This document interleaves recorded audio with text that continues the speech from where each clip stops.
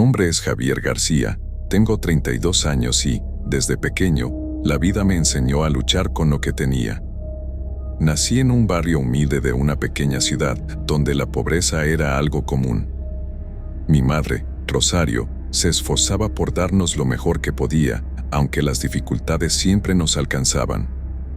Vivía con ella, mi hermana Teresa y, por supuesto, con mi tía Hortensia, una mujer extraña, de carácter fuerte, pero que siempre parecía tener una respuesta para todo.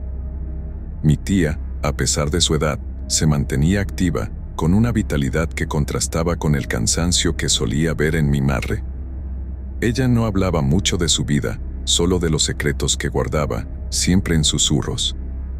Desde niño, supe que había algo raro en ella, algo oscuro, que nunca me atreví a preguntar. Crecí y las cosas en casa seguían difíciles. Mis compañeros de escuela se burlaban de mí por mi ropa vieja, por el carro que mi madre usaba para llevarme, por la comida escasa en la mesa. No entendía por qué la vida se mostraba tan cruel conmigo. Había momentos en que me sentía invisible, como si mi dolor no importara a nadie. Pero había algo dentro de mí, algo profundo, que me empujaba a seguir adelante, a no rendirme. Sin embargo, todo cambió una tarde de verano. Era una tarde como cualquier otra.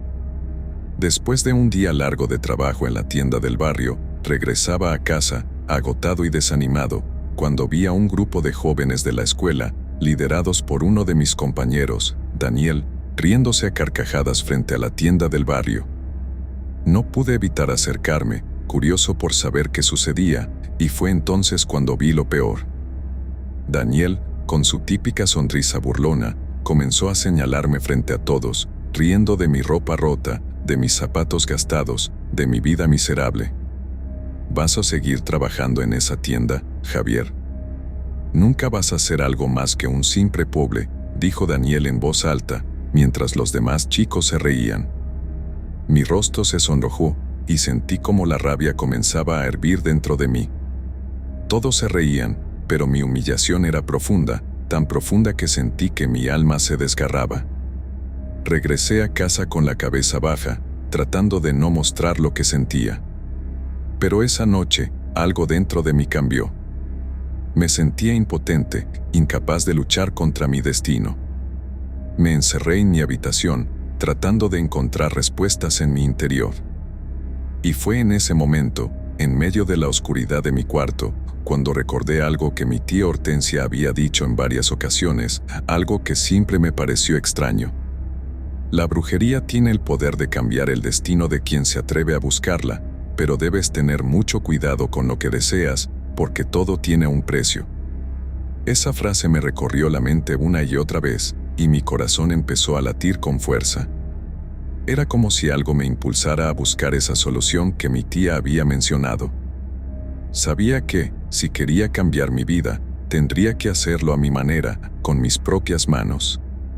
Y fue así, en ese preciso momento, que decidí que si el destino no iba a cambiar por mí, entonces lo haría a través de la brujería.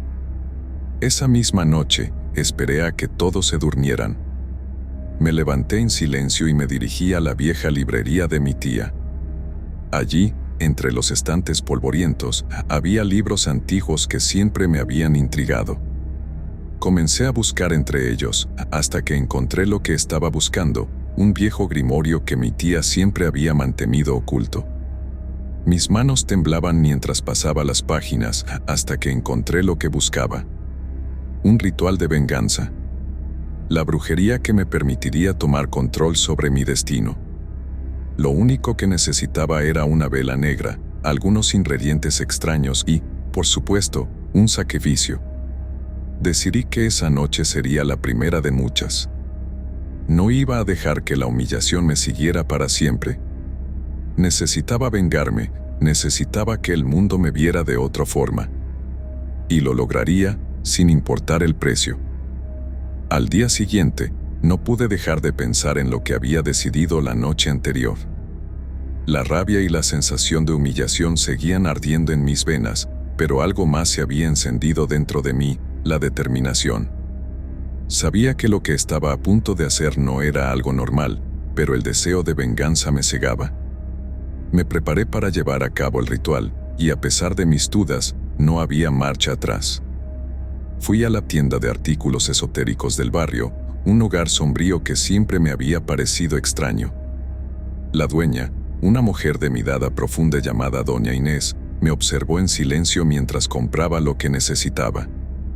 Unos polvos oscuros, una vela negra, ramas secas de un árbol en específico y un pequeño frasco con aceite extraño.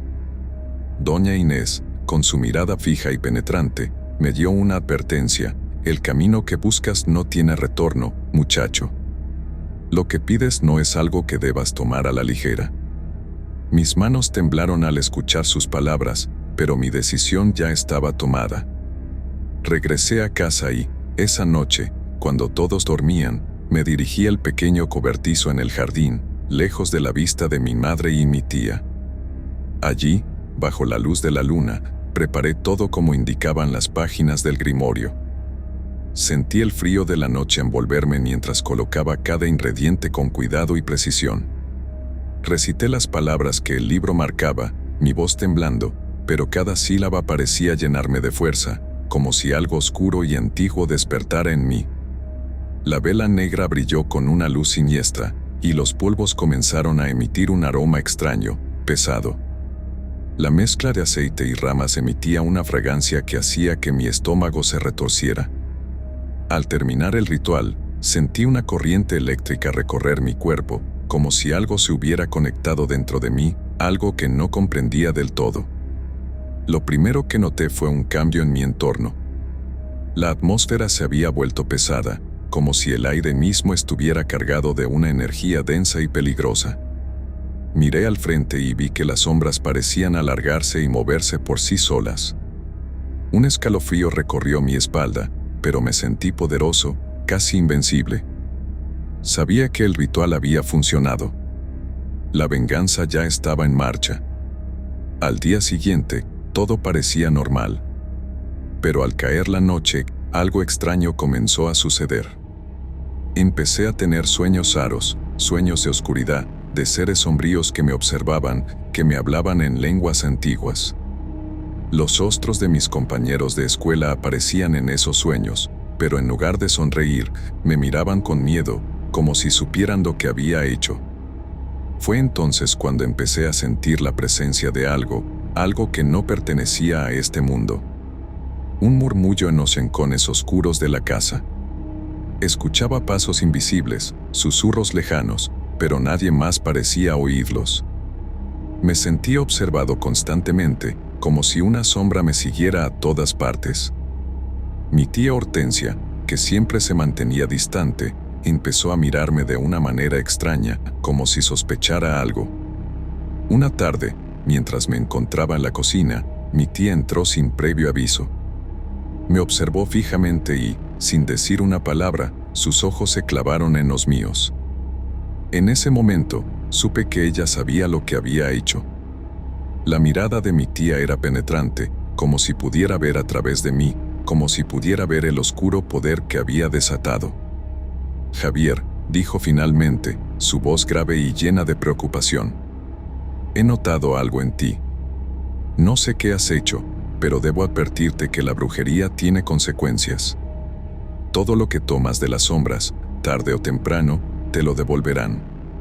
Un estremecimiento recorrió mi cuerpo y un sudor frío comenzó a cubrir mi frente.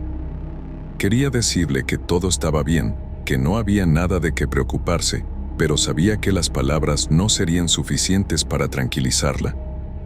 Mi tía sabía algo que yo no comprendía del todo, algo que parecía más allá de mi alcance. Pero, al mismo tiempo, no podía parar. La venganza se había convertido en una necesidad, en un deseo casi incontrolable. Esa noche, la oscuridad se sintió más profunda que nunca. Los susurros aumentaron, las sombras parecían moverse a mi alrededor, y sentí que el precio de mi venganza comenzaba a cobrar su precio. Fue entonces cuando entendí que algo mucho más oscuro y peligroso que la simple brujería estaba al acecho. Algo que, si no detenía, me consumiría por completo. La sensación de estar siendo observado nunca me dejó. Cada vez que cerraba los ojos, los sueños se volvían más oscuros, más intensos. Los seres sombríos que me acechaban en la oscuridad parecían más cercanos, más reales.